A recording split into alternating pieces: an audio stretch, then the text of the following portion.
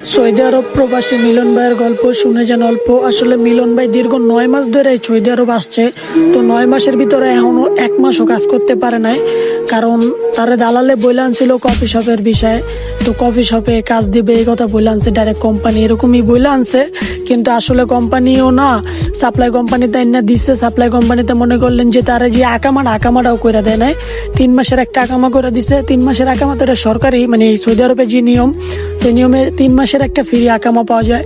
তো ওই আকামাটাই পাইছে। দীর্ঘ 6 মাস ধরে তার আকামা নাইগা, প্লাস কাজও নাইগা। সে অনেক টাকা ঋণ করে আসছে। তারপর মনে করলেন যে এখন এই ঋণও দিতে পারতেছে না, নিজে উল্টা বাড়ির থেকে টাকা না খরচ করে চলতে আছে।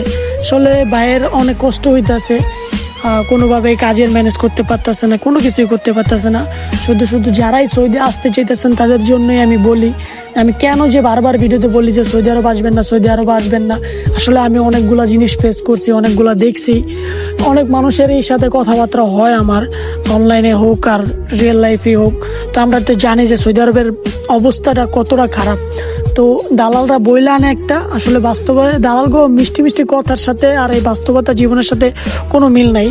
আর এই জন্যই আমি ভিডিওর মাধ্যমে তুইলা ধরি এই কথাগুলা, যে মানুষের কি পরিমাণ কষ্ট আছে এগুলো তুইলা ধরি, যাতে আপনারা এর থেকে কিছু শিখতে পারেন, যাতে এই সৌদি আরবে আসার মতো ডিসিশনটা না নেন। তো তারপরে যদি আপনাদের ভালো লাগে, আমার কিছু বলার নাই, অবশ্যই এই ভিডিও সবাই শেয়ার করবেন।